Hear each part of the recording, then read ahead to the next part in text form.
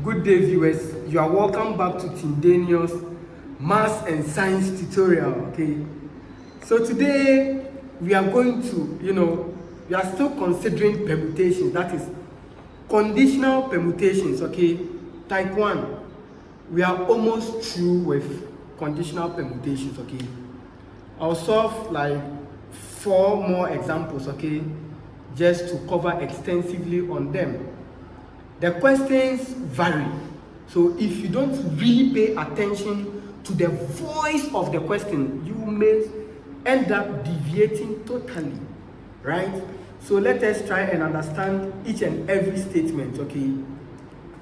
All right, so we have question on the board. Remember, if you are new here, visit my previous lecture videos on the permutations, that's conditional permutations, involving these digits. All right, so here we are going to consider digits involving 0. Okay, in other words, 0 should begin the digits, right? I remember from my previous lecture videos I said 0 is not a digit, right? It's more or less like it's not significant.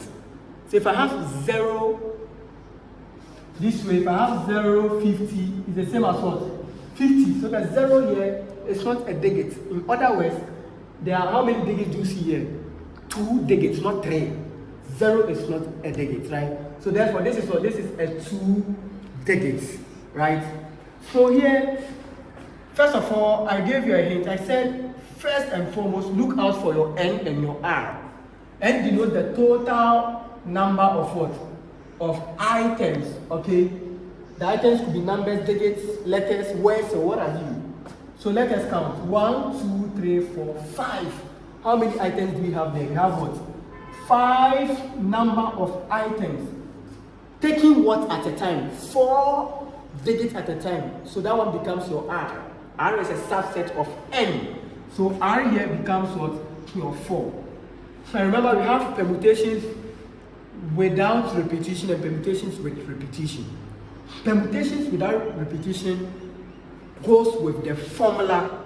So where repetition, so permutations without repetition goes with the formula N permutation R. You just do your simple substitution, right? So N here is 5. So I have 5 permutation what? 4, right? And 5 permutation 4. I said this 4, this R tells us the number of times we are going to do the multiplication. Is that also? So because we have 4, we are going to do the multiplication 4 times. In other words, I would multiply 4 items, right? So I'll start from the number N, which is 5. Then times you reduce it by 1. So you get 4.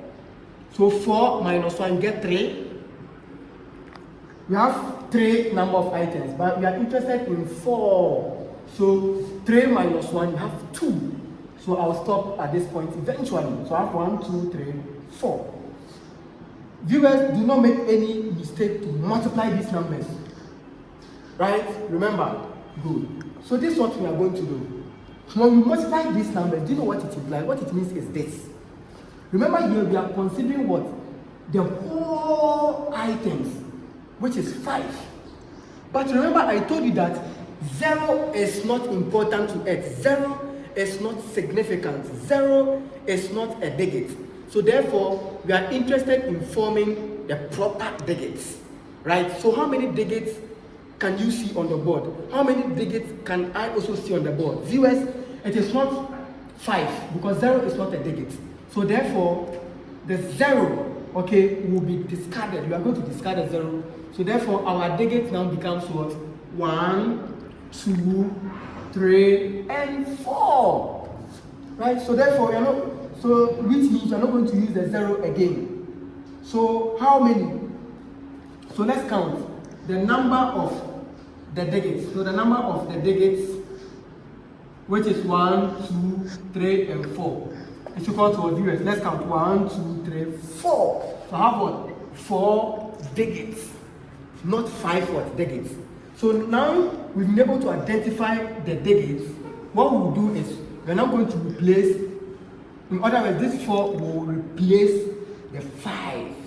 Do you get that? Because this 5, you are considering the entire digit, but 0 is not a digit, right? So since 0 is not a digit, so in that regard, 0 is not significant. So we are going to what? Put the 4 in place of the 5, because 0 is not a digit. So therefore, we say what? The required what?